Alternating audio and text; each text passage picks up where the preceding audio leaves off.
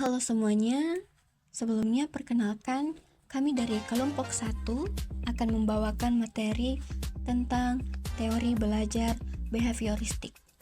Sebelumnya, izinkan kami memperkenalkan diri. Jadi kami terdiri dari Nita Nafisatul Arofa sebagai pemateri pertama, dan ada saya sendiri, Putri Aprilia Purba sebagai pemateri kedua, ada Yanti sebagai pemateri ketiga, dan yang terakhir ada Andi Nur Adelia sebagai pemateri keempat. Jadi, presentasi ini disusun untuk memenuhi tugas mata kuliah psikologi pendidikan. Untuk mempersingkat waktu, langsung saja kita simak pembahasannya. Baik, adapun latar belakang dari materi hari ini, yaitu teori belajar behavioristik, itu menekankan bahwa perilaku bisa dipelajari lewat hubungan antara stimulus dari lingkungan dan respon individu. Dua prinsip utamanya yaitu reinforcement atau penguatan dan punishment atau hukuman. Dalam dunia pendidikan, pemahaman teori ini penting karena membantu guru merancang strategi yang bisa meningkatkan motivasi belajar, membentuk kebiasaan baik, dan mengatasi perilaku yang mengganggu. Pendekatan ini juga menciptakan lingkungan belajar yang lebih terstruktur dan efektif. Baik, itu saja latar belakang yang bisa saya sampaikan. Untuk selanjutnya saya serahkan kepada pemateri pertama. Baik, nama saya Nita Nafisatul Arofa. Saya akan menjelaskan tentang materi pertama, yaitu definisi dan tokoh utama teori belajar behavioristik. Nah, jadi teori belajar behavioristik adalah teori yang mempelajari perilaku manusia. Nah, tokoh utamanya belajar behavioristik secara khusus dikenal dengan prinsip reinforcement dan punishment adalah B.F. Skinner. Jadi Skinner sudah mengembangkan teori behaviorism operan yang menekankan bahwa perilaku dikontrol oleh konsekuensi yang mengikutinya, yaitu reinforcement, penguatan yang memperkuat perilaku, dan punishment atau hukuman yang mengurangi perilaku. Materi selanjutnya yaitu penerapan teori behavioristik, reinforcement, dan punishment dalam pendidikan perguruan tinggi. Jadi untuk contoh penerapan di kelas, reinforcement positif, dosen memberikan pujian, sertifikat, atau penghargaan kepada mahasiswa yang aktif berpartisipasi atau mencapai target akademik. Reinforcement negatif, mengurangi tugas tambahan bagi mahasiswa yang disiplin, mengikuti aturan, dan waktu pengumpulan tugas tepat waktu. Lalu, punishment positif, memberikan teguran atau tugas tambahan bagi mahasiswa yang terlambat atau tidak mengikuti peraturan kelas.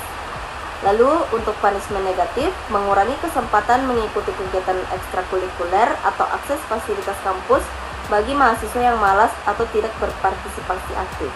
Baik, saya Lia sebagai pemateri kedua akan menjelaskan tentang jenis-jenis dari reinforcement dan punishment atau hukuman. Jadi jenis-jenis dari reinforcement atau penguatan itu ada terbagi menjadi dua, yaitu reinforcement positif dan negatif. Jadi kita bahas dulu tentang reinforcement positif. Jadi reinforcement positif itu kan adalah pemberian stimulus yang menyenangkan atau hadiah setelah sesuatu perilaku terjadi.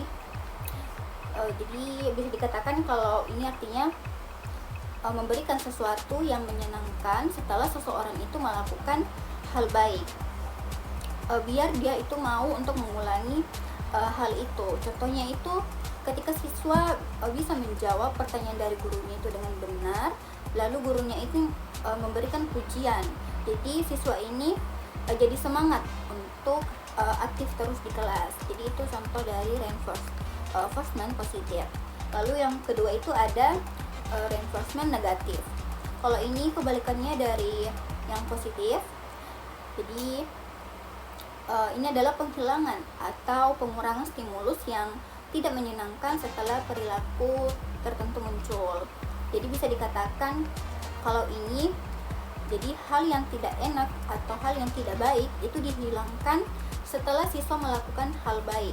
Jadi misalnya siswa itu yang tadinya sering dihukum karena tidak disiplin, jadi gurunya ini memberikan tugas tambahan. Tapi setelah siswa ini berubah menjadi lebih tertib, guru ini mencabut tugas tambahannya. Jadi siswa ini semangat untuk terus berperilaku baik. Selanjutnya kita bahas tentang jenis-jenis punishment.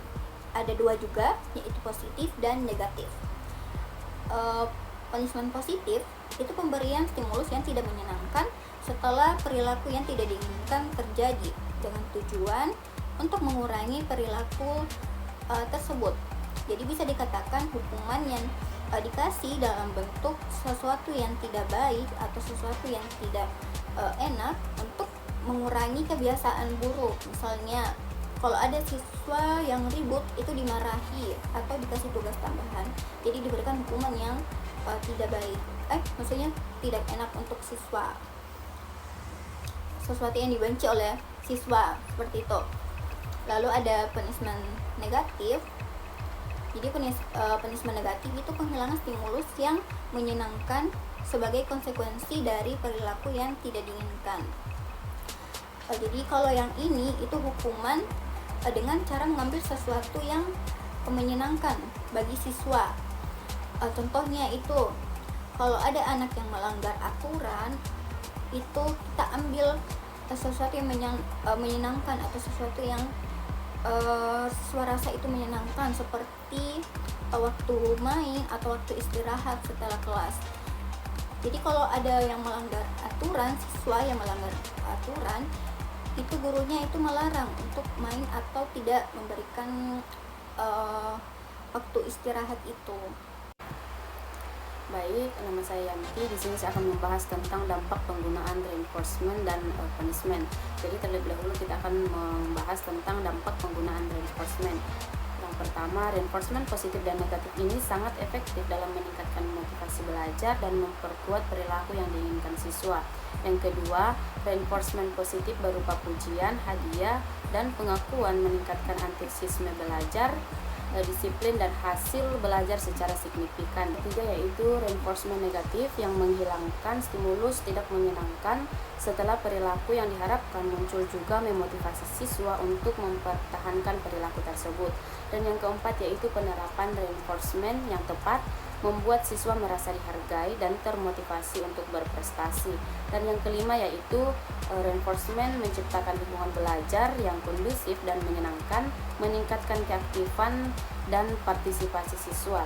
Dan yang terakhir yaitu reinforcement positif dapat menumbuhkan minat belajar yang berkelanjutan, meningkatkan keterlibatan siswa dan memperbaiki prestasi akademik. Dan selanjutnya yaitu dampak penggunaan punishment. Yang pertama, punishment dapat membantu mengurangi atau menghilangkan perilaku negatif dan membuat siswa lebih mudah diatur jika diberikan dengan cara yang tepat. Dan yang kedua, punishment yang berlebihan atau tidak tepat dapat menimbulkan efek negatif seperti takut, kurang percaya diri, kecemasan, dan menurunkan motivasi belajar siswa. Yang ketiga, punishment bisa menghasilkan perubahan perilaku yang bersifat sementara yang hilang saat ancaman hukuman tidak ada. Dan yang keempat yaitu ketergantungan berlebihan pada punishment dapat menciptakan suasana kelas tidak kondusif dan membuat siswa merasa tertekan. Dan yang terakhir yaitu penggunaan punishment harus seimbang dan profesional agar menghindari dampak psikologis negatif yang merugikan proses belajar. Baik, saya Andi Nuradidia sebagai pemateri keempat akan menjelaskan tentang analisis teori behavioristik, reinforcement, dan punishment. Teori behavioristik memandang belajar sebagai perubahan perilaku yang mudah diamati, dengan reinforcement atau penguatan dan punishment hukuman sebagai prinsip utamanya. Adapun kelebihan dari teori behavioristik yaitu terletak pada kejelasan dan keterukurannya. Penguatan yang diberikan guru mudah diamati hasilnya, sehingga memudahkan evaluasi keberhasilan. Metode ini juga efektif melatih keterampilan praktis melalui pengulangan. Selain itu, penyusunan materi yang sistematis membuat proses belajar lebih terarah. dan penerapan reinforcement maupun punishment membantu guru menjaga disiplin sekaligus memotivasi siswa. Yang kedua yaitu ada kelemahan. Namun behavioristik juga memiliki keterbatasan. Teori ini kurang memperhatikan aspek kognitif, emosi, dan kreativitas siswa. Akibatnya, peserta didik bisa menjadi pasif karena hanya berfokus pada respon yang diharapkan. Risiko lain muncul jika punishment diterapkan secara tidak tepat, yang justru dapat menimbulkan stres atau mengurangi motivasi. Selain itu, teori ini kurang sesuai untuk pembelajaran yang membutuhkan pemahaman konsep abstrak dan keterampilan kognitif berpikir kritis. Yang ketiga itu ada perbandingan teori ini dengan teori lain. Jika dibandingkan dengan teori lain, perbedaan mendasar terlihat jelas. Teori kognitif lebih menekankan peran aktif siswa dalam proses berpikir, bukan hanya pada perilaku. Tampak konstruktivisme menekankan kreativitas serta interaksi sosial dalam membangun pengetahuan. Sementara itu, teori humanistik berfokus pada motivasi internal, emosi, dan perkembangan pribadi siswa secara menyeluruh. Baik, sebagai penutupan video kali ini saya akan menarik kesimpulan. Jadi teori belajar behavioristik fokus pada hubungan stimulus dan respon, dengan reinforcement dan punishment sebagai cara utama membentuk perilaku. Reinforcement, yaitu positif atau negatifnya, itu memperkuat perilaku baik, sementara punishment itu mengurangi perilaku yang tidak diinginkan. Meski penggunaannya harus hati-hati agar tidak menimbulkan efek negatif, teori ini cocok untuk penguatan perilaku praktis dan pengelolaan kelas karena hasilnya jelas dan terukur. Tapi kelemahannya adalah kurang memperhatikan aspek kognitif, emosional, dan kreativitas.